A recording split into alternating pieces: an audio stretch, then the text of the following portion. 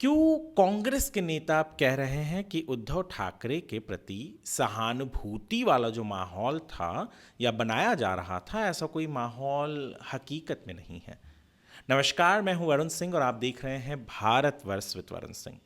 दरअसल हाल ही में पृथ्वीराज चौहान, जो कांग्रेस के एक बड़े नेता हैं और महाराष्ट्र के भूतपूर्व मुख्यमंत्री हैं, उन्होंने एक प्राइवेट न्यूज़ चैनल को इंटरव्यू देते हुए ये कहा कि क्या कहा हम आपको पढ़कर सुनाते हैं। दरअसल उन्होंने कहा कि अगर उद्धव ठाकरे के प्रति सचमुच सहानुभूति और समर्थन होता तो लोकसभा चुनाव में परिणाम कुछ और होता। उन्होंने ये इंटरव्यू मराठी में दिया और मराठी में जो उन्होंने कहा वो आप सुन सकते हैं। सिंपती असते तर त्यांच्या परफॉर्मन्समध्ये ते दिसलं असतं, पण त्यांचं परफॉर्मन्स एवढं म्हणावं तितकं चांगलं झालं नाही.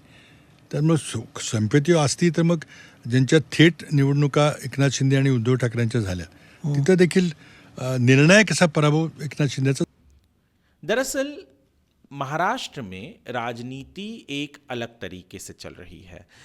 उद्धव ठाकरे और उनकी पार्टी पिछले कुछ दिनों में ये भी कह रही है कि उद्धव ठाकरे को मुख्यमंत्री के तरीके से एमवीए प्रस्तुत करें, पर उसी बीच कांग्रेस में ये एक क्या कहें असमंजस है या उनके ही नेताओं के बीच में एक लड़ाई है कि उद्धव ठाकरे को क्यों मुख्यमंत्री का कैंडिडेट एमवीए बनाए, जबकि उनका ये मानना है कि उद्धव ठाकरे की जो शिवसेना है, यूबीटी शिवसेना, उसका परफॉर्मेंस लोकसभा चुनाव में कोई बहुत अच्छा नहीं था।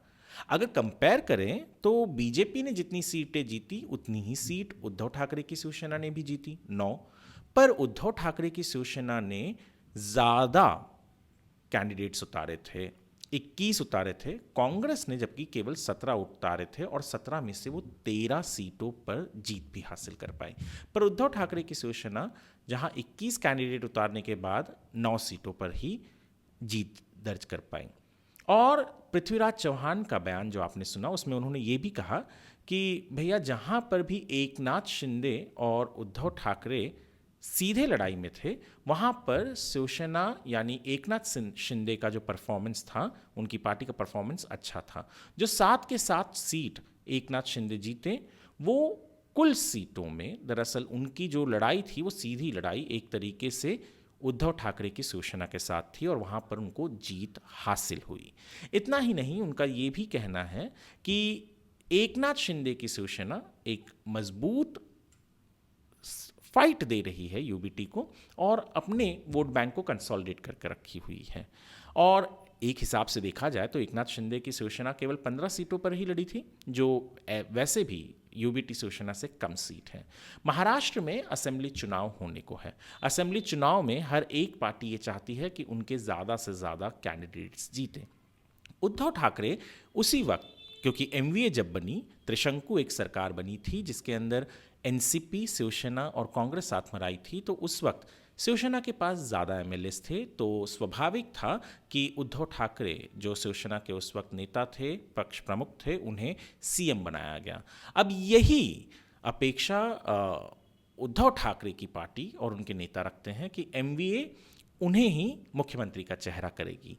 पर एमवीए में भी इस बात को लेकर एक तरीके से वो समान विचार नहीं है। वो कहते हैं कि जिस भी पार्टी के ज़्यादा जीत कराएंगे, स्वाभाविक है वही पार्टी का सीएम बनेगा या सीएम कैंडिडेट होगा।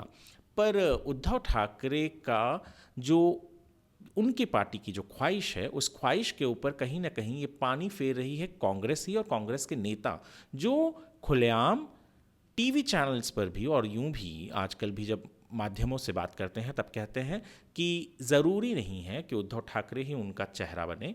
और जब ये बयान भी देते हैं कि जो सहानुभूति थी उनके लिए, शायद वो सहानुभूति अब नहीं है या थी ही नहीं, इसके लिए लोकसभा में भी कोई परफॉर्मेंस अच्छा नहीं था उद्धव ठाकरे का और उनकी पार्टी का।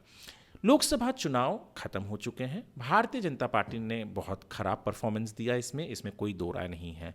एनसीपी अजीत पवार ने तो बहुत ही खराब परफॉर्मेंस दिया, केवल एक ही सीट जीत पाई थी। पर उद्धव ठाकरे ने 9 सीटें जीती, साथ ही साथ शरद चंद्र पवार की जो एनसीपी है उन्होंने भी अच्छा खासा परफॉर्मेंस दिया और कांग्रेस ने भी 13 सीट जीती थी। कांग्रेस फिलहाल एक हिसाब से देखा जाए तो सबसे मजबूत पार्टी महाराष्ट्र में है, क्योंकि सबसे ज़्यादा लोकसभा में सांसद उनके चुने गए और वो लाजमी है कि वो चाहेंगे कि उनका ही कैंडिडेट लीड करे एमवीए को। पर इस रसाकसी में, इस माहौल में उद्धव ठाकरे के लिए उनकी परेशानियां बढ़ती हुई नज़र आ रही हैं, क्योंकि जो उनके ही पार्टनर्स हैं वो उनको पब्लिकली उनके पार्टी को और उनके जो कहते हैं ना एस्पिरेशन, उसे कहीं ना कहीं चुनौती दे रहे हैं कि भैया आपके प्रति सहानुभूति भी नहीं है, परफॉर्मेंस भी अच्छा नहीं था, तो आपको ज़्यादा सीट भी क्यों दिया जाए और ज़्यादा आपको महत्व क्यों दिया जाए।